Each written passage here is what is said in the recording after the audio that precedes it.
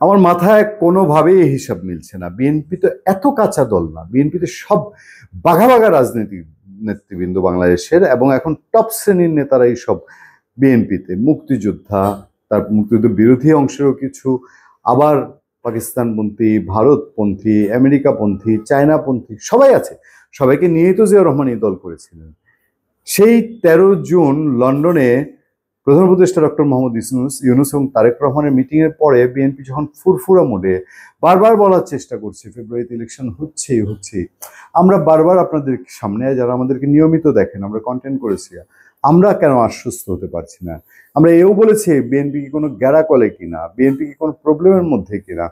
বারবারই আমরা 14 তারিখ থেকে প্রশ্ন তুলেছি, 13 তারিখও সামান্য প্রশ্ন তুলেছি। ওই যে 2টা শর্ত জুড়ে দেওয়া হয়েছে, সংস্কার, বিচার, এগুলো শেষে, এগুলো শেষ হওয়ার সাপেক্ষে ফেব্রুয়ারিতে নির্বাচন। বিএনপি বারবারই বলছে এখন নতুন পয়েন্ট একের পর এক সামনে আসছে, এখন বিএনপি বলতে বাধ্য হচ্ছে। বিএনপির সাউদ্দিন আহমেদ স্থায়ী কমিটির সদস্য কি বলেছেন, যে ওই যে পিআর পদ্ধতিতে ইলেকশন, এই পিআর পদ্ধতিতে ইলেকশনটা দাবিটাই তোলা হচ্ছে হয় নির্বাচন পিছায় দেওয়ার জন্য, না নির্বাচন না হওয়ার জন্য। এতক্ষণে ওইন্দম কহিলা বিষাদে। পিআর পদ্ধতিটা কি? পিআর পদ্ধতিটা হচ্ছে সব রাজনৈতিক দল সারা দেশে ভোট পাবে, দলীয় হিসাবে ভোট পাবে। আওয়ামী লীগ এত পেয়েছে, বিএনপি এত পেয়েছে, জামাত এত পেয়েছে, এই নাগরিক পার্টি এত পেয়েছে, জাতীয় এই যে এনসিপি, তারপরে গণ অধিকার এত পেয়েছে, সিপিবি এত পেয়েছে, ইসলামী শাসনতন্ত্র এত পেয়েছে। সেই অনুযায়ী আসন ভাগ হবে সংসদে। সেই আসনে কে এমপি নির্ধারণ করে দিবে, তখন কিন্তু জনগণ সরাসরি এমপি কোনো ব্যক্তিকে ভোট দিবে না, জনগণ ভোট দিবে ওই দলকে।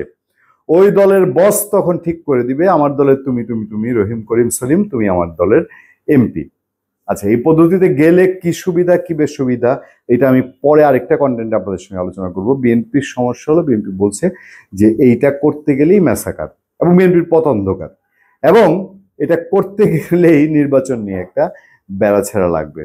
আমরা সে আগে থেকেই তো এই কিন্তুর কথা তুলেছিলাম, যে এই যে বাট কিন্তু ঝুলিয়ে রাখা হয়েছে, এইটা কি একটা বড় কোনো লক্ষণ কিনা সামনের? আমাদের সামনে একটা নিউজ আছে, নিউজটায় বলা হচ্ছে, প্রথম আলো বলছে, এবং নিশ্চয়ই বুঝে শুনেই বলছে, এই পত্রিকা তো এখন অনেক কিছুই করে, আগামী জাতীয় সংসদ নির্বাচনের সময় নির্ধারণ নিয়ে রাজনৈতিক অঙ্গনে যে উত্তেজনা অনিশ্চয়তা তৈরি হয়েছিল লন্ডন বৈঠকের পর, সেটা কেটেছে বলে মনে করা হচ্ছিল। কিন্তু 2 সপ্তাহ যেতে না যেতেই নতুন করে নির্বাচন কেন্দ্রিক সংশয় তৈরি হয়েছে বিএনপিতে। বিশেষ করে ভোটের বিষয়ে সরকারের দিক থেকে এখন পর্যন্ত নির্বাচন কমিশনকে স্পষ্ট কোনো বার্তা না দেয়া, এ নিয়ে জল্পনা কল্পনা বাড়ছে। গত পরশুই আপনাদের সঙ্গে এই বিষয়টি নিয়ে আমরা আলোচনা করেছি। আরো আছে, শুধু পিআর পদ্ধতিতে নির্বাচন না, স্থানীয় সরকার নির্বাচন হবে কি হবে না।